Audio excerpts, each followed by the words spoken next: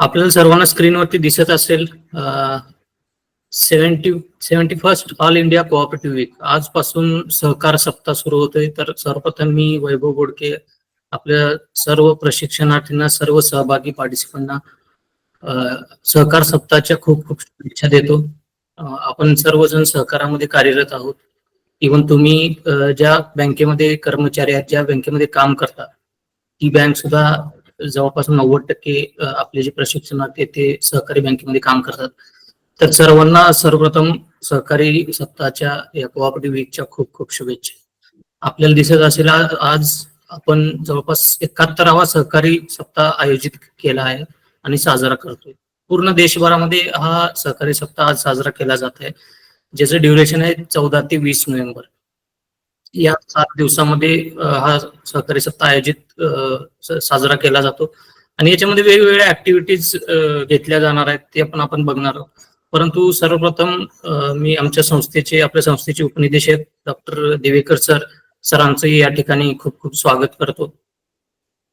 तर तुम्ही स्क्रीनवरती बघत असाल की आजचा हा जो या वर्षीचा जो काही 71वा सहकारी सप्ताह आहे, याची थीम आहे विकसित भारताच्या उभारणीत सहकाराची भूमिका, role of cooperative in building Viksit Bharat. आपल्या सर्वांना माहिती आहे की आपल्या देशाचे पंतप्रधान माननीय नरेंद्र मोदी साहेब त्यांचं एक स्वप्न आहे की 2047 पर्यंत भारत हा विकसित देश म्हणून ओळखला जावा पूर्ण जगामध्ये. आणि त्या दृष्टीनं बरेचसे प्रयत्न आपल्या देशामध्ये केले जात आहेत, वेगवेगळ्या माध्यमातून केले जातात. मग त्यामध्ये सहकाराची काय भूमिका असावी, तर या विषयावरती फोकस देण्याचा विचार या 71व्या कोऑपरेटिव्ह वीकच्या माध्यमातून केला गेलेला आहे. तर या वर्षीची थीमचा उद्देश हा आहे की जो काय आपलं विकसित भारताचं जे काय आपलं स्वप्न आहे, त्यामध्ये सहकार क्षेत्राचा काय त्याच्यामध्ये रोल असणार किंवा सहकार क्षेत्राची काय भूमिका आहे. आज आपण वेगवेगळ्या विषयावरती चर्चा करणारच आहे की सहकाराची व्याप्ती कशी आज वाढलेली आहे आणि ते शेतकऱ्याचं जीवनमान असेल किंवा सामान्य लोकांचं जीवनमान उंचवण्यासाठी सहकार क्षेत्रामध्ये काय काय होतंय हे पण आपण आज बघणार आहे. आणि त्याच्यासाठी आपल्या सर्वांना माहिती आहे की 6 जुलै 2021 भारत सरकारनं केंद्रीय सहकार मंत्रालय स्थापन केलं. तर त्या सहकार मंत्रालयाच्या मार्फत काय वेगवेगळे इनिशिएटिव्ह घेतले गेले, तर तेही आपण या पूर्ण आठवड्यामध्ये एकंदरीत आपण पाहणार आहे. तर या पूर्ण आठवड्याची मी एकंदरीत तुम्हाला आखणी सांगतो, त्याचं प्लॅनिंग सांगतो. या तुम्हाला स्क्रीनवरती दिसत असेल, या आठवड्यात 7 दिवस आपला हा आठवडा चालेल. सहकार सप्ताह हा 7 दिवस चालेल. त्यामध्ये 7 वेगवेगळ्या विषयांवरती देशभरामध्ये फोकस केले. देशभरामध्ये हे 7 वेगवेगळ्या विषयांवरच्या माध्यमातून सहकार हा चर्चेला जाणार आहे.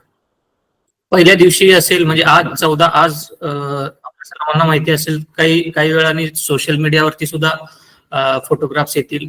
तर आपल्या संस्थेमध्ये सुद्धा आम्ही सकाळी या कार्यक्रमाचं उद्घाटन केलेलं आहे, सहकारी सप्ताहाचं उद्घाटन केलेलं आहे. ध्वजारोहण करून आम्ही एक छोटेखानी कार्यक्रम करून आपलं उद्घाटन झालेलं आहे. तर आज हा पहिला दिवस आहे आपला आणि पहिल्या दिवसाची जी थीम आहे ती strengthening cooperative movement through new initiative of ministry of cooperation. म्हणजे मी आता जसं सांगितलं की सहकार मंत्रालय जे काही स्थापन झालेलं आहे, त्यांनी जे काही इनिशिएटिव्ह दिले, मोठे उपक्रम जे हातामध्ये घेतलेले आहेत, जेणेकरून सहकाराला गती मिळावी, सहकाराची व्याप्ती वाढावी यासाठी. तर या विषयावरती आपण थोडीशी आज चर्चा करणार आहे. उद्या म्हणजे 15 तारीख, आता आपल्या सर्वांना माहिती उद्यापासून कंटिन्यूस 3 दिवस सुट्टी आहे. त्यामुळे आपण त्या पद्धतीने आपण प्लॅनिंग करणार आहे सेशनचं. परंतु ज्या थीम्स आहेत त्या मी तुम्हाला सांगतोय. उद्याची थीम आहे innovation, technology and good governance in cooperative. आता आपल्या सर्वांना माहिती की इनोव्हेटिव्ह काय काय संकल्पना केंद्र सरकारनं केलेल्या आहेत आणि काय काय नवीन टेक्नॉलॉजी आणलेली आहे. गुड गव्हर्नन्स, आता आपल्या सर्वांना माहिती की जे काय अर्बन कोऑपरेटिव्ह बँका होत्या त्यांच्यावरती आधी कुणाचं कंट्रोल नसायचं. बऱ्याचशा बँका त्याच्यामध्ये डुबल्या असं आपण म्हणू शकतो. परंतु आता एक त्यांच्यावर कठोर नियंत्रक म्हणून आरबीआयला नियुक्त केलेलं आहे शासनाने. म्हणजे एक गुड गव्हर्नन्स इथून सुरू झालेलं आहे कोऑपरेटिव्ह साठी. बऱ्याचशा क्षेत्रामध्ये इनोव्हेशन आलेलं आहे, टेक्नॉलॉजी आलेली आहे. ते त्या बाबतीत आपल्या संस्थेचे उपनिदेशक डॉक्टर देवेकर सर चर्चा करतील आणि ते मार्गदर्शन करतील या विषयावरती. तिसरा विषय आपला आहे 16 तारखेला जो आयोजित केला जाईल किंवा आम्ही जेव्हा सांगू तेव्हा आयोजित केला जाईल, तो आहे the role of cooperative in fostering entrepreneurship, employment and skill development. आता आपल्याच दृष्टीने बघायचं गेलं तर एम्प्लॉयमेंट किंवा स्किल डेव्हलपमेंट, आता आपण हा HDCM कोर्स करतोय किंवा असे बरेचसे शॉर्ट टर्म ट्रेनिंग प्रोग्राम आपण इथून करून जातो, त्याच्यातून थोडं तुमचं स्किल डेव्हलप होतं किंवा तुमच्या कामामध्ये एक कुशलता निर्माण होते. तर ते काम आपल्या सहकाराच्या माध्यमातून केलं जातं. तसंच एम्प्लॉयमेंट, आता वेगवेगळे सहकारी प्रबंध जे संस्थान आहेत त्यांच्या मार्फत डिप्लोमा केल्यानंतर, डिग्री केल्यानंतर त्यांना एक एम्प्लॉयमेंट, त्यांना एक नोकरी मिळवून दिली जाते किंवा नोकरी मिळते त्या पार्टिसिपंटना. तर ती आहे एम्प्लॉयमेंट. म्हणजे सहकाराच्या माध्यमातून, हे फक्त मी या ट्रेनिंग इन्स्टिट्यूटचं सांगितलं, असे बरेचसे आहेत. आज आपण बघतो की जे काही देशभरामध्ये पॅक्स चालवले जातात, त्या पॅक्स मध्ये सेक्रेटरी म्हणून जे काम करतात त्यांनाही एम्प्लॉयमेंट जनरेशन झाले. अशा वेगवेगळ्या माध्यमातून एम्प्लॉयमेंट जनरेशन कोऑपरेटिव्हच्या मार्फत झालेलं आहे. तर या विषयावरती आपण चर्चा करणार आहे, त्यासाठी सुद्धा एक्सपर्ट येणार आहेत. त्याच्यानंतर 4थ्या दिवशी ट्रान्सफॉर्मिंग कोऑपरेटिव्ह एंटरप्राइजेस, जे काय सध्या कोऑपरेटिव्हचं विस्तारित जाळ आहे देशभरामध्ये, त्याला ट्रान्सफॉर्म कसं करता येईल, त्याला अजून व्यापक कसं बनवता येईल आणि त्या दृष्टीनं सहकाराची भूमिका काय असेल, तर या विषयावरती मार्गदर्शन केलं जाईल. 5वा विषय आहे की स्ट्रेंथनिंग कोऑपरेशन अमंग कोऑपरेटिव्ह. आता आपल्या सर्वांना सहकाराचं एक तत्व माहिती आहे की कोऑपरेशन अमंग कोऑपरेटिव्ह, जे काही वेगवेगळ्या सहकारी संस्था आहेत त्यांच्यातलं जे काही कोऑपरेशन आहे, म्हणजे सहकार क्षेत्रातल्या वेगवेगळ्या संस्थांचं सहकार किंवा त्यांच्यातलं एक कोऑर्डिनेशन, त्याला आपण म्हणतो ते एक सहकाराचं तत्व आहे. आणि ते स्ट्रेंथन कसं व्हावं त्याचं एक्झाम्पल पण तुम्हाला दिवेकर सर बोलता बोलता देतीलच. तर तो एक विषय आपण यामध्ये चर्चेला जाणार आहे. त्यानंतर आहे cooperative for women, youth and weaker section. आजकाल आपण बघतो की बऱ्याचशा क्षेत्रामध्ये महिलांचा सहभाग वाढतोय. आता आपल्याच HDCM कोर्ससाठी बऱ्याचशा महिला, लेडीज सुद्धा इथं आलेले आहेत. तर सहकार क्षेत्रामध्ये युथ असेल, वुमन असेल, आता HDCM ला जे ऍडमिशन आपल्याला आलेले त्यामध्ये बरेचसे युथ आहेत, म्हणजे ज्यांचं एज 20 ते 30च्या दरम्यान आहे, असे पण बरेचसे पार्टिसिपंट आहेत. तर सहकार क्षेत्रामध्ये पार्टिसिपेशन वाढते किंवा जे काही युथ्स आहेत, वुमन आहेत किंवा विकर सेक्शन आहे, त्यांचं पार्टिसिपेशन वाढते आणि त्यांना सहकाराच्या मार्फत काय काय फायदे झालेले आहेत या गोष्टी आपण याच्यामध्ये डिस्कस करणार आहोत. आणि शेवटचा जो असेल 20 तारखेला, म्हणजे शेवटच्या दिवशी 7व्या दिवशी जो असेल, तो role of cooperative in achieving sustainable development goals and way forward for better work. म्हणजे एक विकसित भारत करण्यास किंवा एक जगामध्ये चांगलं सहकार रुजवण्यासाठी कोऑपरेटिव्हचं काय त्याच्यामध्ये रोल असणार आहे, सहकार क्षेत्राचा काय त्याच्यामध्ये रोल असणार आहे याच्या पुढच्या काळामध्ये. आणि आपल्याला जे काही शाश्वत विकास ज्याला आपण म्हणतो सस्टेनेबल डेव्हलपमेंट, त्याच्यामध्ये आता वेगवेगळं आपण बघतो की शेती क्षेत्राचं त्याच्यामध्ये सहभाग असणार आहे, वेगवेगळ्या क्षेत्राचा सहभाग असेल, परंतु त्यामध्ये सहकाराचा काय सहभाग असेल तर ते पण आपण या वीकमध्ये आपण पाहणार आहोत. तर अशी एकंदरीत आपलं पूर्ण आठवड्याची थीम असेल. वेगवेगळे विषयाचे, हे आता मी जे विषय वाचून दाखवले, ज्या काही थीम्स वाचून दाखवले त्याच्यावर चर्चा केली जाईल. आणि हे नक्कीच आपल्या दृष्टीनं महत्वाचं आहे. ऍज अ HDCM पार्टिसिपंट म्हणून नाही, परंतु आपल्या रोजच्या जीवनात देखील या गोष्टी खूप महत्वाच्या आहेत, ज्या की आपण डिटेलमध्ये, सविस्तरमध्ये यावरती डिस्कशन करणार. थोडस मी एक स्लाइड दाखवू इच्छितो तुम्हाला. आता याचं बॅकग्राऊंड काय या सहकारी सप्ताहाचं, की हा सहकारी सप्ताह वर्षाला एक आठवडा साजरा केला जातो. कधी? 14 ते 20 नोव्हेंबर. आणि असंही मानलं जातं की देशाचे पहिले पंतप्रधान जवाहरलाल नेहरू यांचंही सहकार क्षेत्रात थोडस महत्वाचं स्थान होतं. त्यांच्या जयंती, म्हणजे आज त्यांची जयंती, त्यांच्या जयंतीपासून 7 दिवस हा सहकार सप्ताह आयोजित केला जातो. आता याचा उद्देश काय असतो की promoting and celebrating values and principles of government. आपण सहकारामध्ये काम करतो, आपण मागच्या काही काळामध्ये बघितलेलं आहे की सहकाराची जी तत्व आहेत, 7 तत्व आणि जे काही व्हॅल्यूज आहेत, मूल्य आहेत सहकाराची, तर ही लिमिटेड न राहता तळागाळापर्यंत पोहोचली गेली पाहिजे. तर यासाठी आपण हा सहकार सप्ताह आयोजित करतो, जेणेकरून जास्तीत जास्त, आता आपल्या सर्वांना माहिती आहे आम्ही मागच्या 2 वर्षामध्ये जवळपास 14-15 हजार लोकांपर्यंत पोहोचून सहकार काय, सहकाराचे काय फायदे, सहकार कसा रुजलेला आहे किंवा सहकार कसा वाढतोय हे आम्ही मेंबर्सना जाऊन सांगितलेलं. प्रायमरी मेंबर्स म्हणजे जे काय टॅक्स असतील, डेअरी असतील, यांच्या मेंबर्सना जाऊन आम्ही अवेअरनेस प्रोग्राम आम्ही केलेले. आणि ह्या वीकचा उद्देश हाच आहे की अवेअरनेस वाढव. कोऑपरेटिव्ह मुवमेंट जी काय चळवळ जी आहे सहकाराची, आपण आज म्हणतो की 1904 पासून सहकार चळवळ सुरुवात झाली, परंतु आपल्या सर्वांना माहिती मधल्या काळामध्ये थोडीशी सहकाराची गती थोडीशी ढिलाई झाली होती असं आपण म्हणू शकतो. त्याला एक चालना देण्याचं काम 2021 पासून नवीन सहकार मंत्रालय स्थापन झाल्यापासून केंद्र सरकारनं सुरू केलेलं आहे. आणि आज मी तुम्हाला आणखी एक नंतर स्लाइड दाखवेन ज्यामध्ये आपल्याला इथं बसून आज एका क्लिकवरती उत्तर प्रदेशमध्ये एखाद्या जिल्ह्यातल्या एखाद्या खेड्यात तिथल्या सोसायटीमध्ये किती मेंबर्स आहेत, त्यांचे फंड्स किती आहेत, हे सगळं आपण एका क्लिकवरती बघू शकतो.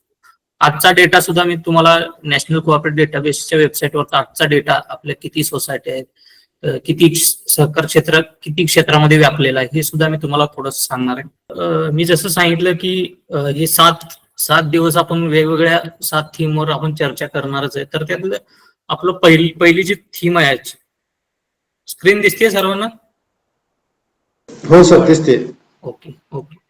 तर आपली पहिली थीम आहे की strengthening cooperative movement through new initiative of minister of cooperation.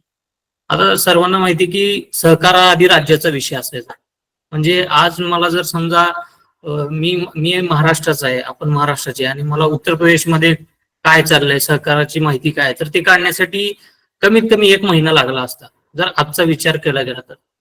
परंतु आज इतकी टेक्नॉलॉजी, आपलं एक टॉपिक पण आहे innovation, technology and good governance, म्हणजे इतकी टेक्नॉलॉजी आज सहकारामध्ये आलेली आहे, वाढलेली आहे की आपण एका बटन क्लिकवरती आपण ते बघू शकतो की कुठं काय सुरू आहे आणि किती फंड्स कुणाकडे आहेत, किती मेंबर्स आहेत, किती सोसायटी आहेत एखाद्या राज्यामध्ये, टॅक्स किती आहे, डेअरी किती आहे, हे आपण सर्व बघू शकतो. हे कुणामुळे शक्य झालं तर मिनिस्ट्री ऑफ कोऑपरेशन, सहकार मंत्रालय, त्यांनी जे काही इनिशिएटिव्ह घेतले गेले त्यांच्या मार्फत. तर ते मी थोडक्यात तुम्हाला सांगतो. तत्पूर्वी ती जी काही इनिशिएटिव्ह आहेत ते घ्यायच्या आधी तयारी कशी केली गेली आणि आजचं काय स्टेटस आहे हे मी तुम्हाला सांगेन. हे बघा, आजच मी मिनिस्ट्री ऑफ कोऑपरेशन जे नॅशनल कोऑपरेटिव्ह डेटाबेस आहे, तर त्या डेटाबेसवरती जी काही माहिती उपलब्ध होती ती मी तुम्हाला आज दाखवणार आहे. आज आपल्या देशभरामध्ये जवळपास आपण विचारही करू शकत नाही की 8,15,000 16,000 जवळपास कोऑपरेटिव्ह म्हणजे सहकारी संस्था आहेत, वेगवेगळ्या सहकारी संस्था. सहकार हा किती क्षेत्रामध्ये व्यापलेला आहे तर जवळपास 29 पेक्षा जास्त क्षेत्रामध्ये सहकाराची व्याप्ती आहे. आपण ऐकतो की पॅक्स आहे, डेअरी आहे, फिशरी आहे, लेबर आहे किंवा मेडिकल आहे, असे वेगवेगळ्या, क्रेडिट आहे, बँकिंग आहे, असे वेगवेगळ्या क्षेत्रामध्ये सहकार व्यापलेला आहे. तर अशा जवळपास 29 क्षेत्रामध्ये सहकार व्यापलेला आणि देशभरामध्ये जवळपास 8,15,000 16,000 सोसायटी आहेत. त्यातल्या ज्या काय आहेत त्या प्रायमरी कोऑपरेटिव्ह ज्याला आपण म्हणतो, मग त्यामध्ये पॅक्स येतात, अर्बन बँक आहे, जे काय प्रायमरी कोऑपरेटिव्ह आहेत त्या जवळपास 8,11,000 8,12,000च्या जवळपास आहेत. त्यामधले फंक्शनल जे काही कोऑपरेटिव्ह आहेत ते आपण सांगू शकतो की जवळपास 6.5 लाखापर्यंत फंक्शनल, म्हणजे जे काय अगदी चांगल्या पद्धतीनं सहकारी संस्था चालू आहेत. ज्या नॉन फंक्शनल आहेत, ज्या काही कारणास्तव डबघाईला आलेल्या आहेत, अशा पण काही संस्था जवळपास 1.5 लाखाच्या जवळपास देशभरामध्ये संस्था आहेत. आता याच्यानंतर लिक्विडेशन मध्ये काही संस्था आहेत. नॅशनल फेडरेशन किती आहेत तर 19 नॅशनल फेडरेशन आहेत देशभरामध्ये. स्टेट फेडरेशन किती आहेत, वेगवेगळ्या राज्याचे काही फेडरेशन असतात मग वेगवेगळ्या क्षेत्रातले फेडरेशन, तर ते आहेत 221. डिस्ट्रिक्ट फेडरेशन आहेत जवळपास 500 पर्यंत. ब्लॉक फेडरेशन आहेत, रिजनल फेडरेशन आहेत, state cooperative agriculture rural development banks आहेत. तर असं एकंदरीत सहकार क्षेत्र इतकं मोठ्या प्रमाणात आज वाढलेलं आहे. स्टेट कोऑपरेटिव्ह बँक्स किती देशभरात म्हणजे 32 जवळपास स्टेट राज्य सहकारी बँक आहेत. डिस्ट्रिक्ट म्हणजे तुमची जशी पुणे डीसीसी आहे तसे डिस्ट्रिक्ट कोऑपरेटिव्ह बँका 338 आहेत देशभरामध्ये. आणि मल्टी स्टेट, मग ते बँका असतील किंवा इतर सहकारी संस्था असतील जे की एका राज्यापेक्षा जास्त राज्यामध्ये त्यांचं एरिया ऑफ ऑपरेशन आहे, अशा जवळपास 1700 मल्टी स्टेट कोऑपरेटिव्ह सोसायटीज आहेत.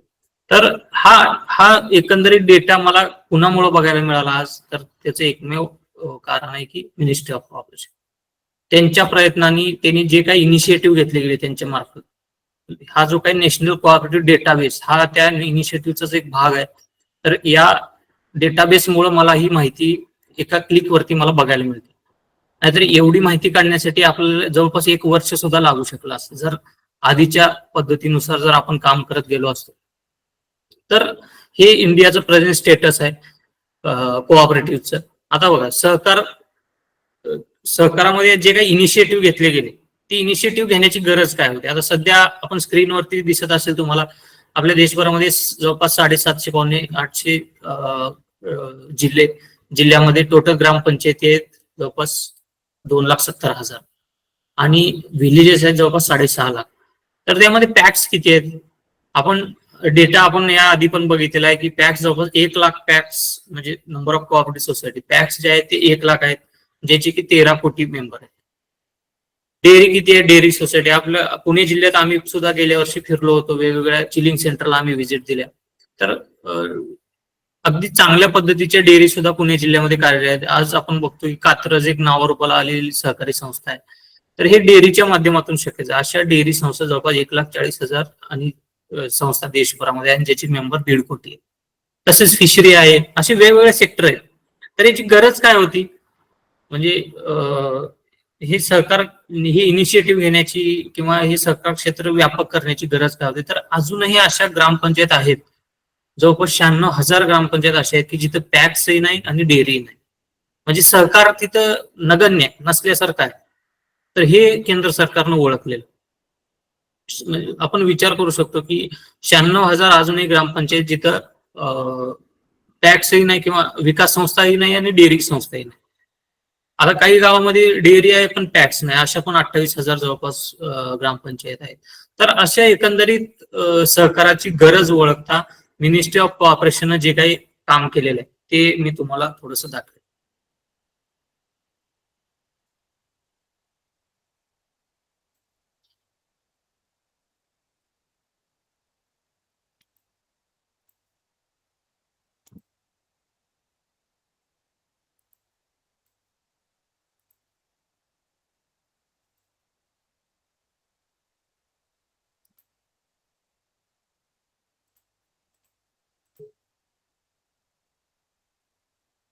स्क्रीन दिसते आता? हो दिसते.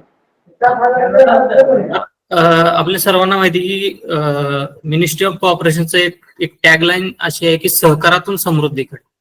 जर आपल्याला समृद्धी मिळवायची असेल तर ती कशामार्फत आपण मिळवू शकतो? तर सहकारातून. आणि सहकारातून समृद्धी मिळवण्यासाठी मग त्यांनी काय काय उपाय केले, आपण उपायच म्हणू शकतो थोडक्यात.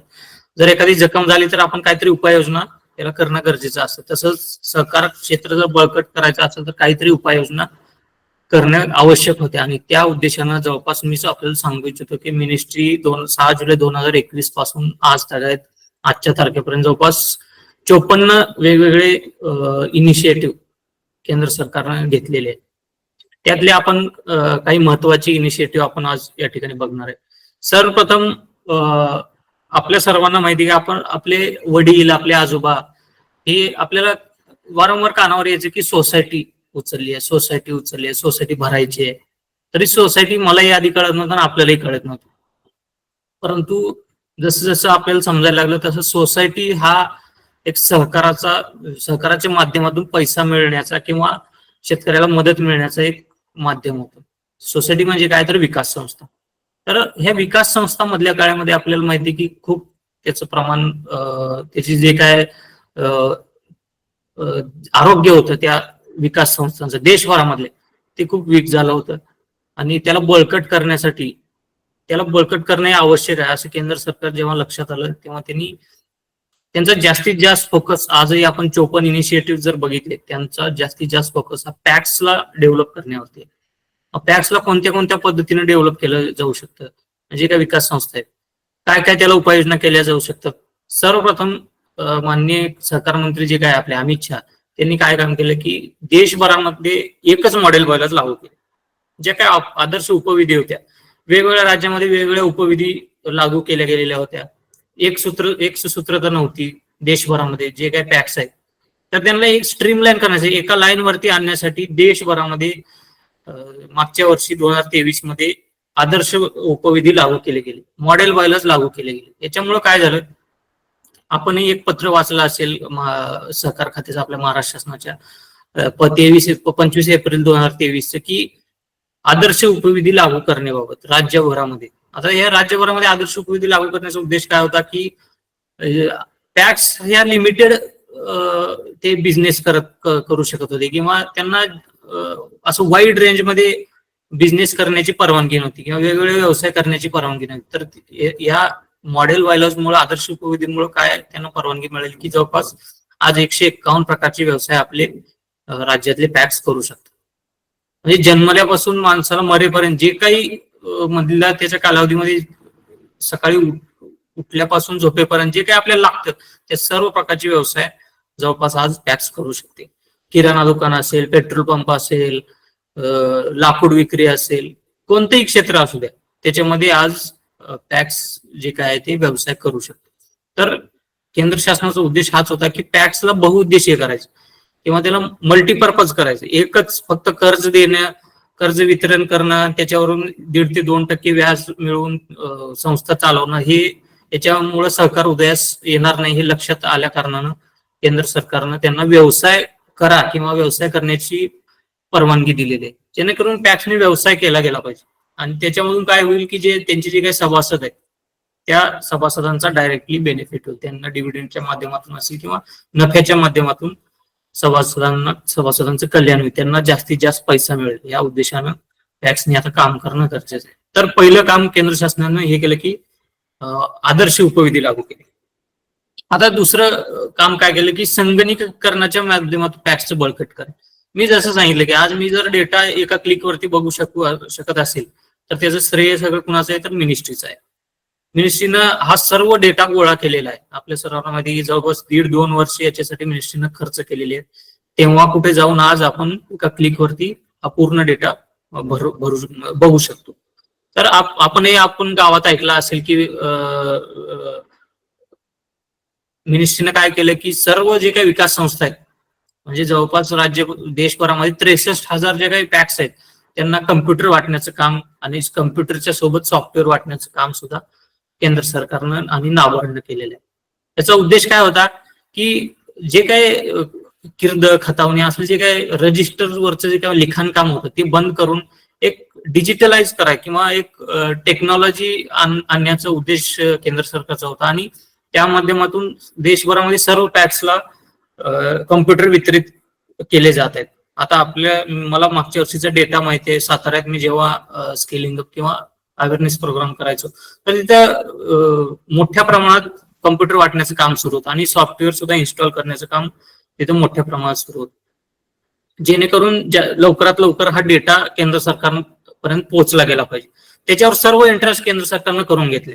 आपल्या संस्थेचं नावापासून आपले सभासद किती, आपले शेअर किती आहे, शेअर कॅपिटल किती आहे किंवा या सर्व जो काही डेटा आहे, क्रेडिट किती दिलं गेलेलं आहे सभासदांना, किती रिकव्हरी आहे, एनपीचं प्रमाण काय, या सर्व गोष्टी संगणकीकरणाच्या माध्यमातून केंद्र सरकारकडे आज अवेलेबल आहे.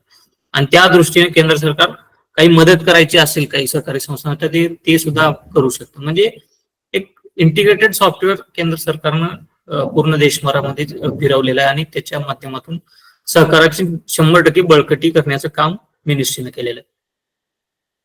याच्यामध्ये सांगण्यासारखं बरंच आहे. कम्प्युटरायझेशनचं काम जोरदारपणे सुरू आहे. आपल्या सर्वांना माहिती आहे की जे कम्प्युटरायझेशन आहे त्याच्यासाठी नाबार्डनं ट्रेनिंग सुद्धा आयोजित केलं गेलेलं होतं मागच्या दरम्यान. तर तिसरं जे काय आहे, आपण जसा डेटा बघितला की 96,000 अशा ग्रामपंचायती आहेत जिथं पॅक्स नाही डेअरी नाही. तर केंद्र सरकारचा असा मानस आहे की 2 लाख नवीन पॅक्स, डेअरी असेल, फिशरी असेल अशा सहकारी संस्था निर्माण करण्याचा उद्देश आहे. त्याचा उद्देश काय आहे की सभासद वाढवणं, त्या सहकारी संस्थांचे मेंबर वाढवणं, त्यांच्यापर्यंत सहकाराचा फायदा पोहोचवणं हा मूळ उद्देश या नवीन सहकारी संस्था स्थापन करण्याचा आहे. देशभरामध्ये अशा जवळपास 2 लाख नवीन सहकारी संस्था केंद्र सरकार स्थापन करते. आणखी काय करते केंद्र सरकार? आता बघा, आपली अन्न सुरक्षा, आपण बऱ्याच वेळेस अॅग्रोवन पेपरला वाचत असेल की जे काही धान्य साठवणूक आहे, आता 2014च्या काळात असं होतं की इतकी खरेदी झाली शासनामार्फत की धान्य साठवण्यासाठी सुद्धा जागा नव्हती आणि जागा नसल्या कारणाने मग नंतर शेतकऱ्यांचं माल घेणं केंद्र असेल किंवा राज्य सरकारनं असेल ते बंद केलं. म्हणजे साठवण क्षमता नव्हती केंद्र सरकारकडे. तर आणि त्याच्यामुळे काय व्हायचं, साठवण क्षमता नसली आणि पाऊस जर किंवा अतिवृष्टी झाली, पाऊस आले, निसर्गामुळे काही हानी झाली तर पिकाचं सगळं नुकसान व्हायचं. आणि आपल्या FCI आपल्याला माहिती आहे, फूड कॉर्पोरेशन ऑफ इंडिया, ते काय काम करते, देशभरामध्ये अन्न वितरणाचं काम. आज आपण जे काय रेशन वाटप करतो, तर त्या कामामध्ये गती येत नव्हती किंवा त्याला अडथळे निर्माण व्हायचे. तर केंद्र शासनाचा असा मानस आहे की अन्न सुरक्षा ही महत्वाची आहे. एक लिमिट, आपल्याकडे एक स्टॉक असला पाहिजे, जेणेकरून जरी समजा एखादं काही दुष्काळ आला किंवा अशी काही परिस्थिती ओढवली तरी देशभरामध्ये आपण अन्नधान्य पुरवू शकतो. तर त्याच्यासाठी काय महत्वाचं आहे की अन्नधान्य साठवण क्षमता वाढवणं हे महत्वाचं आहे. आणि ते कुणाच्या मार्फत, तर ते पॅक्सच्या मार्फत. तर याच्यासाठी मिनिस्ट्रीनं अन्नधान्य साठवून मोठ्या प्रमाणात कार्यक्रम सुरू केलेला आहे. मी तुम्हाला याच्यानंतर एक बुकलेट सुद्धा शेअर करेन, त्याच्यामध्ये डिटेल तुम्हाला माहिती आहे की तुम्ही वाचू शकता. त्याच्यामध्ये अन्नधान्य साठवण्यामध्ये काय काय केलेलं आहे, की त्याच्यासाठी किती फंडिंग केलेली आहे केंद्र शासनानं. तर या सर्व बाबी त्याच्यामध्ये दिलेले आहेत. परंतु आपला मूळ समजण्याचा विषय हा आहे की आज पॅक्सच्या मार्फत सुद्धा केंद्र सरकार अन्नधान्य साठवून कार्यक्रम हे पॅक्सच्या मार्फत करते. म्हणजे पॅक्सला सुद्धा आता आपल्याला सर्वांना माहिती की रेशनिंग दुकान चालवलं जातं, बऱ्याच वर्षापासून चालू जातं वेगवेगळ्या पॅक्सच्या माध्यमातून. परंतु आता त्यांना साठवणूक सुद्धा करता येणार आहे. आता ई सेवा, आता आपल्या सर्वांना CSC कॉमन सर्व्हिस सेंटर, आपण जे काही तहसीलमध्ये जाऊन आधार कार्ड, रेशन कार्ड, जे काही सेवा घेतो, रहिवासी असेल, उत्पन्नाचा दाखला असेल, आपल्याला काय व्हायचं की एकदा आपलं ऍप्लिकेशन करायला जायचं तहसीलला, दुसऱ्यांदा गेलं की तिथे काहीतरी टेक्निकल प्रॉब्लेम असं परत यायचं, परत तिसऱ्यांदा गेल्यावर मग ते आपल्याला सर्टिफिकेट मिळायचं. आणि या सर्व कारभारात आपले जवळपास 500,000 रुपये असेच खर्च व्हायचे. तर जे काय पॅक्स आहेत, आता मागच्या स्लाइड मध्ये आपण बघितलं की कम्प्युटरायझेशन केलं, कम्प्युटर दिले सगळ्या पॅक्सला. आता त्या कम्प्युटरचा वापर आणखी कसा करता येईल पॅक्सद्वारे, तर त्यांना CSC म्हणून परवानगी दिली केंद्र सरकार. तुम्ही त्या कम्प्युटरवर CSC चालवा, कॉमन सर्व्हिस सेंटर चालवा. त्याचा उद्देश काय आहे की जे काही सभासद आहेत, जे काही गावातली लोक आहेत, त्यांना कमी पैशामध्ये या जास्तीत जास्त चांगल्या सुविधा तिथल्या तिथं गावातल्या गावात देता येतील. त्यांना तहसीलला खेटे मारण्याची गरज नाही किंवा बाहेर जाण्याची गरज नाही. तर अशा 300 पेक्षा जास्त प्रकारच्या सेवा, Aadhaar card, PAN card, ration card, ज्या काही ऑनलाईन सेवा आज तहसील मार्फत दिल्या जातात किंवा वेगवेगळे डॉक्युमेंट सरकार मार्फत दिले जातात, ते 300 पेक्षा जास्त सेवा आपण आपल्या गावामध्ये किंवा CSC मार्फत आपण घेऊ शकतो. आणि ते CSC मार्फत म्हणजे कुणा मार्फत, पॅक्स मार्फत. आणि त्याचा उद्देश असा आहे की त्याच्यातून 2 पैसे पॅक्सलाही मिळतील आणि त्यांचा नफा, म्हणजे पॅक्स जे काय आज लिक्विडेशन मध्ये जात आहेत किंवा जे काय बंद होत आहेत पॅक्स, तर ते प्रमाण कमी होईल. हा एक उद्देश केंद्र शासनाचा होता. आता FPO म्हणजे काय, फार्मर्स प्रोड्युसर्स ऑर्गनायझेशन. वेगवेगळे शेतकरी एकत्र येऊन एक जे काही कंपनी स्थापन करतात किंवा ज्याला आपण संघटना स्थापन करतात, ऑर्गनायझेशन स्थापन करतात, ते आता काम आपल्या पॅक्स मार्फत सुद्धा केलं जाणार.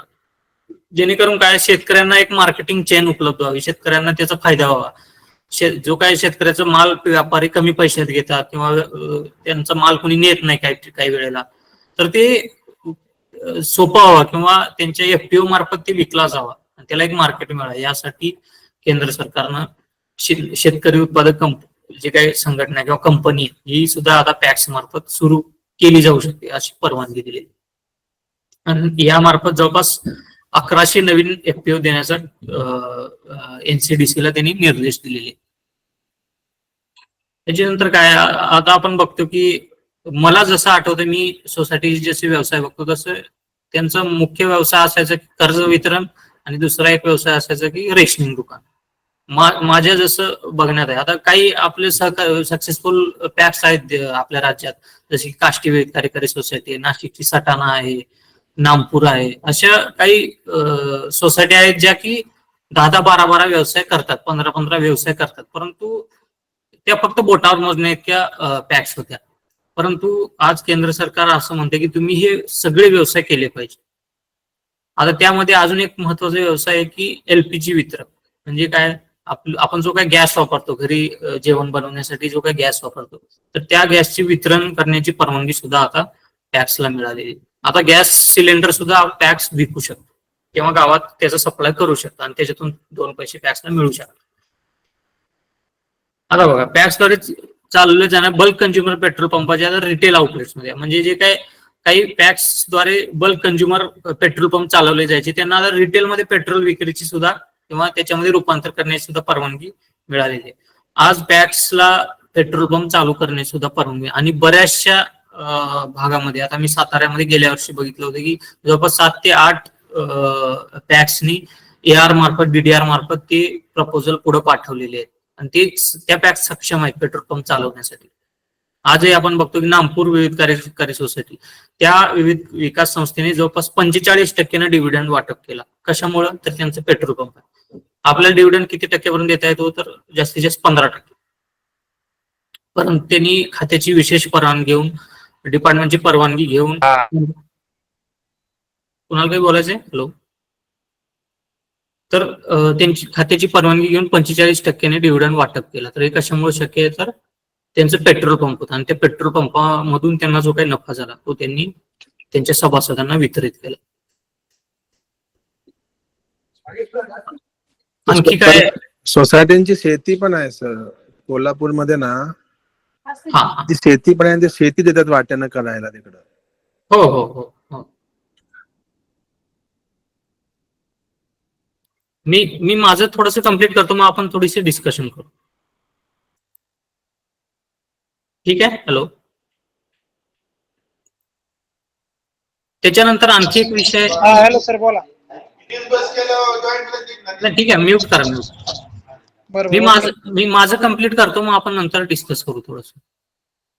आता आणखी एक महत्वाचा विषय की जेनेरिक औषध मिळण्यासाठी जन औषधी केंद्र म्हणून पॅक्स. आता विटा बस स्टँडवरती जर तुम्ही उतरलात तर तिथे लगेच तुम्हाला एक जेनेरिक औषधी केंद्र म्हणून दिसेल तुम्हाला. म्हणजे असे सोसायटी मार्फत, मागच्याच महिन्यात आपले जे HDCM चे पार्टिसिपंट होते, मला नाव आठवत नाही, त्यांनी सांगितलं की आयुक्त साहेबांनी येऊन आमचे जेनेरिक मेडिकलचं उद्घाटन केलं, जे की विकास संस्थेमार्फत निर्माण झालेलं आपल्या पुण्यामध्येच. तर असे जेनेरिक औषधी केंद्र, जेणेकरून तिथं एखाद्या 1-2 मुलांना रोजगारही उपलब्ध होईल, आणि गावातल्या लोकांना गावामध्येच ती जे काही औषधं आहेत, जे काही जेनेरिक मेडिसिन्स आहेत ते मिळतील. हा एक, आणि त्यामध्ये टॅक्सलाही फायदा होईल, हा केंद्र शासनाचा मानस आहे की जेनेरिक औषधं सुद्धा टॅक्सने दिले गेले पाहिजे टॅक्सच्या मार्फत. आता किसान समृद्धी केंद्र, जे काही शेतकऱ्यांना खताचा असेल किंवा बियाणाचा किंवा औषधांचा पुरवठा आहे, शेतीसाठी जो काय आवश्यक कीटकनाशक असतील, खत असतील, हे शेतकऱ्यांना त्यांच्या गावातच मिळावं, आणि ते कुणामार्फत? टॅक्स मार्फत मिळावं. थोडस बाहेर समजा 20 रुपयाला असेल तर इथं 18 रुपये, थोडस कमी जास्त मार्जिन इथं टॅक्स मार्फत ते त्या सभासदांना फायदा व्हावा, हा एक त्याच्या मागचा उद्देश आहे. त्याच्यामुळं टॅक्सला आता खत वितरक म्हणून सुद्धा केंद्र शासनाने परवानगी दिली. आपल्या सर्वांना माहिती की हे दुकान चालू करण्यासाठी 3 लायसन लागतात, खत विक्रीसाठी, औषध विक्रीसाठी आणि बियाणे विक्रीसाठी. तर आता पॅक्स काय करू शकतात की त्यांच्याच गावातील एखादा BSc ऍग्री झालेला असेल, MSc ऍग्री झालेला असेल किंवा डिप्लोमा झालेला एखादा मुलगा असेल, तर त्याचं लायसन अग्रीमेंट करून ते त्यांच्या पॅक्स मार्फत खत वितरण सुरू करू शकतात, जेणेकरून त्यांना त्यांच्या सोसायटीला तो फायदा होईल. तर हा एक महत्वाचा इनिशिएटिव्ह केंद्र शासनाने घेतलेला. आता नाबार्डच्या साहाय्याने बँक मित्र सहकारी संस्थांना मायक्रो ATM, आज जे काही बँक मित्र आहेत, डिग्री असेल, फिशरी असेल, पॅक्स असेल, या सहकारी संस्थांना जिल्हा मध्यवर्ती म्हणजे DCC बँक असेल किंवा स्टेट बँक असेल, यांना बँक मित्र बनवलं गेलं आपल्या सरांना, आणि यांना मायक्रो ATM म्हणजे क्रेडिट जे काय आहे ते डायरेक्ट तुमच्या ATM मार्फत तुम्हाला काढता येईल, किंवा तुम्हाला जे काय ऑफलाईन सिस्टीम होती तशी बंद करून तुम्हाला तुमच्या खात्यामध्ये डायरेक्ट क्रेडिट तुम्हाला देता येईल. यासाठी नाबार्डच्या साहाय्याने ही बँक मित्र ही योजना आणली गेलेली, आणि त्यामार्फत मायक्रो ATM सुद्धा दिले जात आहेत. रुपे किसान क्रेडिट कार्ड असेल, आता एक किसान क्रेडिट कार्ड थोडीशी मधल्या काळामध्ये आपण ऐकलं असेल की थोडस सक्सेसफुल झालं नाही. हे जे मॉडेल होतं किसान क्रेडिट कार्डचं, हे खूप चांगल्या उद्देशानं याला इम्प्लिमेंट केलं गेलेलं होतं, परंतु हवं तसं यश शासनाला या किसान क्रेडिट कार्डच्या माध्यमातून मिळालं नाही. आणि परत एकदा ह्या किसान क्रेडिट कार्डला चालना देण्यासाठी किंवा हे जे काय आहे किसान क्रेडिट कार्डचा जो काही उद्देश आहे तो साध्य करण्यासाठी सहकारी संस्थांच्या माध्यमातून ते फिरवण्याचं एक मानस केंद्र शासनाचं आहे, आणि त्यासाठी आता जे काही सभासद आहेत सहकारी म्हणजे पॅक्सचे थोडक्यात पॅक्स असेल, डेअरी फिश असेल, त्यांना रुपये किसान क्रेडिट कार्ड वाटप होतं. या माध्यमातून त्यांना कर्ज पुरवठा केला जातो. आता पाणी समिती म्हणून पॅक्स, आता पाणी समिती म्हणून सुद्धा पॅक्स काम करू शकतात, जेणेकरून जे काही सहकार मंत्रालय, जलशक्ती मंत्रालय तर ग्रामीण भागात नळाचं पाणी पोहोचलं गेलं पाहिजे, याच्यासाठी सुद्धा पॅक्स मार्फत आता प्रयत्न केले जाऊ शकतात. तर हा एक महत्वाचा त्यामध्ये इनिशिएटिव्ह आहे. पीएम कुसुम आहे, जसं की सौर पंप ज्याला आपण म्हणतो, शेतीमध्ये जे काही सौर पंप आजकाल चालू आहे, मागेल त्याला सौर पंप, मागेल त्याला शेततळे, महाराष्ट्र शासनाच्या जे काही योजना आहेत, आता ते पॅक्स मार्फत सुद्धा पीएम कुसुमचं अभिसरण केलं जाऊ शकतं. फिश फार्मर प्रोड्युसर ची निर्मिती असेल, तर हे एकंदरीत आपण बघतोय की पॅक्सला कसं बळकट करता येईल. केवळ पॅक्ससाठी 16 ते 17 मेजर इनिशिएटिव्ह केंद्र शासनाने घेतलेले आहेत. आता हा एक पार्ट झाला पॅक्सच्या बाबतीतला. आता आपण दुसरे काही पार्ट्स बघणार आहोत. आता अर्बन कोऑपरेटिव्ह बँक आणि रुरल कोऑपरेटिव्ह बँक्स जे आहेत, आता बँकेकडे येऊ आपण. आता वेगवेगळ्या सहकार क्षेत्राचं त्यांनी उद्धार करण्याचं काम केंद्र सरकार मार्फत सुरू आहे, मिनिस्ट्री मार्फत सुरू आहे. हा एक पार्ट झाला की प्रायमरी जे काही कोऑपरेटिव्ह किंवा जे काही गाव पातळीवरचे जे काही कोऑपरेटिव्ह आहे, पॅक्स असेल, डेअरी असेल, फिशरी असेल, त्यांना बळकट करण्यासाठी हे 16-17 इनिशिएटिव्ह घेतले गेलेले आहेत. याच्या व्यतिरिक्त अर्बन कोऑपरेटिव्ह बँका जे काही त्याच्यामध्ये कमतरता होती ते भरून काढण्यासाठी काय काय केलेलं केंद्र शासनानं, UCB have now allotted open branches. आता जे काही अर्बन कोऑपरेटिव्ह बँक आहेत त्यांना आधी बंधनं होती, आता ते कुठेही आपल्या ब्रांचेस ओपन करू शकतात, नवीन ब्रांचेस, आणि त्यांचा बिझनेस ते एक्सपांड करू शकतात. ही एक त्यांना सूट मिळालेली आहे. त्याच्यानंतर काय डोअर स्टेप सर्व्हिसेस देऊ शकतात. जे काय युसीबी आहे, नागरी सहकारी बँका काय करू शकतात, आता ग्राहकांना त्यांच्या दारापर्यंत जाऊन सेवा देऊ शकतात. ज्या काही सिनियर सिटीजन असतील किंवा जे काही त्यांचे मेंबर कस्टमर्स आहेत, त्यांना ती सेवा डोअर स्टेप सेवा देऊ शकतात. वन टाइम सेटलमेंट करण्याची सुद्धा परवानगी आता जशी कमर्शियल बँकाला आहे. आपण बघतो की वन टाइम सेटलमेंट होतं बऱ्याच ठिकाणी, जे काय हाऊसिंग लोन आहेत किंवा लोनच्या बाबतीत खूप आपण केसेस ऐकतो की वन टाइम सेटलमेंट करून घेतो आपण कमर्शियल बँकामध्ये. तसं आता अर्बन बँका सुद्धा करू शकणार, त्यांना तशी परवानगी दिलेली. आता एक नोडल ऑफिसर असणार आहे कुठं आरबीआय मध्ये. आधी कसं असायचं की आरबीआयचं कंट्रोल आहे, परंतु तिथं त्यांचे विषय समजून घेणारा किंवा त्यांचे विषय तिथपर्यंत पोहोचतील असा एक कोणी पर्सन नव्हता. तर त्याच्यासाठी आरबीआयने एक नोडल ऑफिसर तिथं नियुक्त केलेलं आहे, जेणेकरून जे काही इश्यूज आहेत देशभरामधल्या युसीबीचे, नागरी सहकारी बँकांचे, ते तिथं ऐकून घेतले जाईल, त्याच्यावर सोल्युशन काढलं जाईल. त्यासाठी एक नोडल ऑफिसर तिथं नेमला गेले. असे बरेचसे बँकाच्या बाबतीत सुद्धा बरेचसे त्यांनी हे केले. आता आणखी एक विषय आहे की जो काही टॅक्स होता, surcharge reduce from 12 to 7% of cooperative society having income between 1 to 10. आता बघा 10 कोटीपेक्षा जास्त, 10 कोटीपर्यंत ज्याचं उत्पन्न होतं, ज्या सहकारी संस्थेचं किंवा बँकांचं म्हणून थोडक्यात, किंवा प्रायव्हेट इंडस्ट्रीचं, तर त्यांना 7%च त्याच्यावरती सरचार्ज किंवा टॅक्स लागायचा, इन्कम टॅक्स लागायचा. परंतु सहकारी संस्थांच्या बाबतीत ते वेगळं होतं. जर 1 कोटीच्या वरती जर त्यांना फायदा झाला किंवा त्यांचा व्यवहार झाला असेल तर त्यांना 12% लागायचं. मग हे तफावत कशामुळे, अशी सहकार क्षेत्र म्हणून मागणी होती. तर त्यांनी काय केलं, 12%वरून 60%वरती त्यांचं जे काय टॅक्स आहे, इन्कम टॅक्स आहे, ते कमी केलं.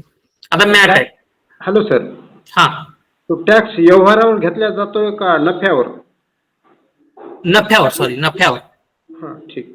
कारण आजच मी याच्या बाबतीत थोडासा अभ्यास करत होतो की हा जो काही टॅक्स आहे, त्यांना जर समजा 10 कोटीपर्यंत, 1 ते 10 कोटीपर्यंत जर नफा होत असेल तर त्याच्यावर 60% घेतला जायचा प्रायव्हेट कंपनीजला, आणि जर सहकारामध्ये असेल तर तो 12% घेतला जायचा. तर ही तफावत कमी करण्यासाठी मग ती 7 वर आणलं गेलं, म्हणजे प्रायव्हेट आणि कोऑपरेटिव्ह आता एक लेव्हलला आणलं गेलेलं आहे. त्याच्यानंतर आहे मॅट. आता मॅट सुद्धा 18.5% सहकार क्षेत्रासाठी असायचं, जे की बाकी कंपन्यांसाठी 15%वर असायचं. आता ते सुद्धा केंद्र शासनाने कमी केलं.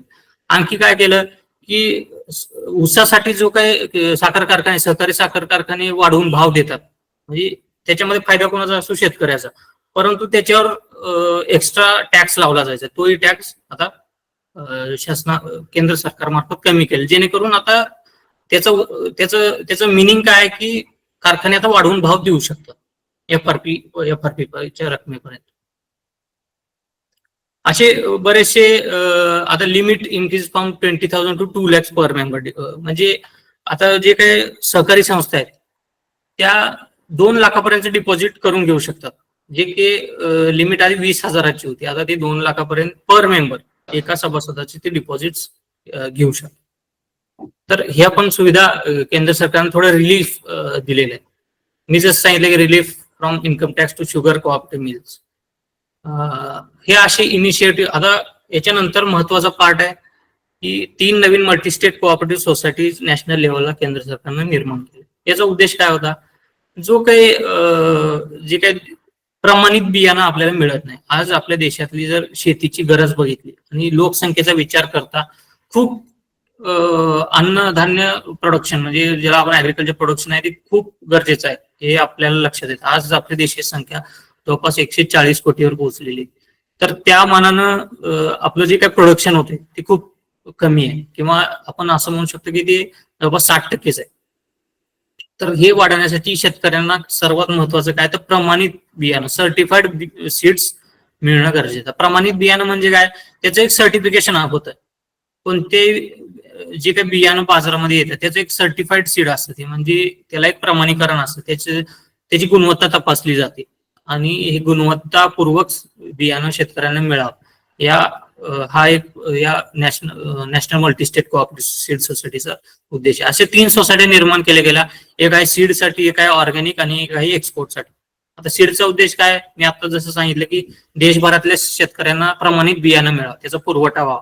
आता हे कसा पुरवठा होणार आहे, तर आपल्या जे काही पॅक्स आहेत त्या डायरेक्ट त्याचे मेंबर होऊ शकतात, म्हणजे मिडलमॅन कोण नाही. पॅक्स ह्या ज्या काही national multistate cooperative society, 3 society याच्या डायरेक्ट मेंबर होऊ शकतात. त्यांची जी काही फीस असेल ती भरून डायरेक्ट पॅक्स मेंबरशिप घेऊ शकते, जेणेकरून पॅक्सच्या सभासदांना ही प्रमाणित बियाणं मिळू शकतं. आता आणखी काय, ऑर्गॅनिक सोसायटी. म्हणजे ऑर्गॅनिक आपण आजकाल पेपरमध्ये रोज वाचतो की जैविक शेती, जो माल खेड्यापाड्यामध्ये 10 रुपये लागतो तेच जैविकच्या नावावर सिटीमध्ये 50 रुपयाला विकला जातो.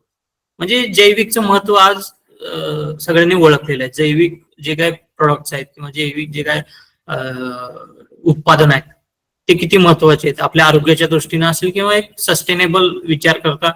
त्याच्यामुळं केंद्र शासनाने सुद्धा एक multi-state cooperative society, organic society याच्यामुळे निर्माण केली, जेणेकरून ऑर्गॅनिक शेतीला चालना मिळावी किंवा जे काही जैविक शेती केली जाते, जे काही जैविक उत्पादन घेतलं जातं त्याला चालना मिळावी. आणि तिसरी एक आणखी महत्वाची सोसायटी की एक्सपोर्ट सोसायटी. आज आपण बघतो की सोलापूरला डाळिंब असेल किंवा नाशिकची द्राक्षे असतील, केळी असेल जळगावची, किंवा असे वेगवेगळे जे काही लोकल म्हणजे त्या भागातले जे काही बऱ्याच वेळेस नुकसान होतं, जे पेरिशेबल प्रोडक्ट आहेत काही कालावधीत खराब होतात आणि ते एक्सपोर्ट होऊ शकत नाहीत किंवा तशी क्वालिटी नाही. तर ती क्वालिटी मेंटेन करण्यासाठी, एक्सपोर्ट प्रोडक्ट्स तयार करण्यासाठी, उत्पादन करण्यासाठी आता ही national multistate cooperative export society काम करेल. हे पॅक्सला म्हणजे ट्रेनिंग देतील, त्यांना समजावून सांगतील की तुम्ही एक्सपोर्ट मध्ये तर मदत करतीलच, परंतु एक्सपोर्टच्या दृष्टीने तुम्ही उत्पादन कसं घेऊ शकता हे सुद्धा या मल्टीस्टेट कोऑपरेटिव्ह सोसायटीच्या अंतर्गत माहिती दिली जाईल. आणखी काय केलं केंद्र सरकारनं, आता आपल्या सर्वांना माहिती की महाराष्ट्राला कोऑपरेटिव्ह हब म्हणून ओळखलं जातं. देशभरामधला विचार केला तर महाराष्ट्राचा जवळपास 25% वाटा हा कोऑपरेटिव्हचा महाराष्ट्राचा आहे देशभरातले. म्हणजे 8 लाखापैकी जवळपास 2 लाख सोसायटी, सहकारी संस्था या महाराष्ट्राच्या आहेत. तर असं व्यापक जाळं महाराष्ट्रामध्ये पसरलेलं आहे. तर आपल्या पुण्यामध्येच केंद्र शासनाचा असं मानस आहे की एक नवीन कोऑपरेटिव्ह युनिव्हर्सिटी. आज आपण बघतो की देशभरामध्ये वेगवेगळ्या युनिव्हर्सिटीज आहेत जे की professional courses, non professional courses चालवले जातात, परंतु सहकारासाठी अशी युनिव्हर्सिटी सध्या नाहीये. तर ही सहकारासाठी एखादी युनिव्हर्सिटी असावी हे मेषच्या लक्षात आल्यानंतर त्याच्यासाठी त्यांनी खूप प्रयत्न केले आहेत आणि लवकरच शक्यतो आपल्या पुण्यामध्ये म्हणजे महाराष्ट्रामध्ये युनिव्हर्सिटी करण्याचा विचार आहे. आत्ताच आपण सांगू शकत नाही, परंतु केंद्र शासनाचा असं मानस आहे की महाराष्ट्रामध्ये नवीन युनिव्हर्सिटी केली जाईल. तर हे खूप मोठं पाऊल असणार आहे. याच्या मार्फत काय होईल की नवीन आपलं एक आपली जी थीम आहे कोऑपरेटिव्ह फॉर वुमन, युथ आणि विकसित, जी काही युथ आहे, युथला अट्रॅक्ट करून त्यांना कोऑपरेशन काय याच्या मार्फत हे समजावून त्यांना डिग्र्या देऊन किंवा त्यांना कोऑपरेटिव्ह शिक्षण देणं हे सुद्धा केंद्र सरकारच्या माध्यमातून केलं जातं. आता new cooperative education and training new scheme. आता आपल्या सर्वांना आपलीच संस्था आहे ही, जी तुम्ही स्क्रीनवर बघत असाल की व्हॅमनिकॉम, एनसीसीटी आणि जेसीटीसी, जे ज्युनियर कोऑपरेटिव्ह ट्रेनिंग सेंटर्स, एनसीसीटी असेल, एनसीसीटी मार्फत आपलं युनिट चालतं. तर अशा जे काय सहकारी शिक्षण देणाऱ्या संस्था आहेत, ट्रेनिंग देणाऱ्या संस्था आहेत, प्रशिक्षण देणाऱ्या संस्था आहेत, यांना बळकट करण्याचं काम सुद्धा आज केंद्र सरकार करते. आणखी काय करते केंद्र सरकार? एनसीसी. आता एनसीसीटी तुम्ही जर मागचा अॅन्युअल रिपोर्ट बघाल, आता लवकरच तो अॅन्युअल रिपोर्ट सुद्धा येईल, तर त्याच्यामध्ये तुम्ही बघाल आकडेवारी जर बघितली तर आम्ही जवळपास 2 लाखाच्या वरती पार्टिसिपंटना दरवर्षी प्रशिक्षण देतो. आपल्याच संस्थेच्या मार्फत जवळपास 7,500 लोकांना आम्ही अवेअरनेसचं प्रशिक्षण देतो आणि 2,000 पार्टिसिपंटना आम्ही ट्रेनिंग देतो. तर असं एक व्यापक ट्रेनिंगचं जाळं आमच्या देशभरामध्ये 20 युनिटच्या मार्फत तयार झालेलं आहे आणि याला बळकट करण्याचं काम सहकार मंत्रालयाद्वारे सुरू आहे. आता कम्प्युटरायझेशन, जसं पॅक्सचं कम्प्युटरायझेशन केलं तसंच सीआरसीएस आणि आरसीएस म्हणजे एसआरसीएस, जे काही स्टेटचे आरसीएस असेल, रजिस्टर ऑफ कोऑपरेटिव्ह सोसायटी, सहकार आयुक्त असतील किंवा सेंट्रलचे आयुक्त कार्यालय जे असतील, त्या सर्व कार्यालयांचं एकमेकांसोबत जोडली जाते. जेणेकरून काय त्यांचा उद्देश हाच आहे की सर्व काही डिजिटलायझेशन व्हावं किंवा एका क्लिकवरती आपल्या सर्वांना ती माहिती उपलब्ध व्हावी. आणखी काय करते? National cooperative database. आता मी पहिली स्लाइड जी तुम्हाला दाखवली की इतक्या भारतामध्ये संस्था आहेत, सहकारी संस्था इतक्या आहेत, इतके सहकार क्षेत्र आहेत, तर हे कुणामुळे शक्य झालं? ते या डेटाबेसमुळे शक्य झालं. म्हणजे सहकार मंत्रालयानं एक डेटाबेस बनवलेला आहे, त्याच्यामध्ये आपण कुठल्याही सोसायटीची माहिती आपण त्याच्यामध्ये बघू शकतो. New national cooperative policy. आता केंद्र सरकारनं एक नवीन नॅशनल कोऑपरेटिव्ह पॉलिसी सुद्धा आणण्याचं काम सुरू आहे. लवकरच ती पॉलिसी फायनल होईल आणि देशभरामध्ये दिली जाईल. आपली जुनी पॉलिसी होती ती 2002 ची, तर ती खूप जुनी पॉलिसी आहे. त्याच्यामध्ये बरेचसे चेंजेस करणं गरजेचं होतं. एक जर सहकाराला दिशा द्यायची असेल तर एक व्यापक त्याच्यामध्ये सुधारणा, बदल करणं आवश्यक होतं. तो बदल सुद्धा करण्याचं काम सुरू आहे आणि त्याचे जे चेअरमन, त्या कमिटी जी बनवली होती, आपल्या सर्वांना माजी केंद्रीय रेल्वे मंत्री श्री सुरेश प्रभू सर, त्यांनी खूप अशी चांगली पॉलिसी ड्राफ्ट केलेली आहे. ती पॉलिसी आपल्याला लवकरच वाचायला मिळेल. त्याच्यामध्ये काय काय नवीन सुधारणा केलेली आहे ते पण आपल्याला नक्कीच कळेल. MSCS 2022, ऍक्च्युली 2023 ला multi state cooperative societies act amendment त्याच्यामध्ये आणली गेली. त्याच्यामध्ये निवडणुकी ज्या काय होत्या मल्टी स्टेट कोऑपरेटिव्ह सोसायटीच्या, त्या निवडणुकीच्या संदर्भात काही बदल आणले गेले आणि जो काही सरप्लस असेल मल्टी स्टेट कोऑपरेटिव्ह सोसायटीचा, त्यातला जर समजा 100 कोटी नफा होत असेल एखाद्या मल्टी स्टेट कोऑपरेटिव्ह सोसायटीला, तर त्यामधला 1% म्हणजे 1 कोटी त्यांनी कोऑपरेटिव्ह एज्युकेशन आणि ट्रेनिंग साठी राखीव निधी ज्याला आपण म्हणतो त्यांनी काढून ठेवला पाहिजे. तर ही सुद्धा अमेंडमेंट त्यामध्ये केली गेली. असे बरेचसे आता बघा, inclusion of cooperative as buyers on GeM portal. GeM portal काय आहे? तर आजकाल जे काही सरकारी कार्यालय आहेत ते खरेदी कुठून करू शकतात? जेम पोर्टलवरती. जे काही खरेदी असेल, ऑफिसचं साहित्य असेल, जे काही त्यांचं फर्निचर असेल, जे काही असेल ते आपण जेम पोर्टल शिवाय खरेदी करू शकत नाही सरकारी कार्यालयात. तर तिथं रजिस्टर करण्याचं हे सुद्धा स्वातंत्र्य सुद्धा आता कोऑपरेटिव्हला दिलेलं आहे केंद्र सरकार. असं एकंदरीत व्यापक अशा वेगवेगळ्या ज्याला आपण म्हणतो इनिशिएटिव्ह केंद्र सरकारनं घेतलेले आहेत आणि नक्कीच हे जे काही इनिशिएटिव्ह आहेत ते या सहकार क्षेत्राला बळकट करतील. आणि माझा सांगण्याचा उद्देश हाच होता की हा जो काही सहकारी सप्ताह आहे,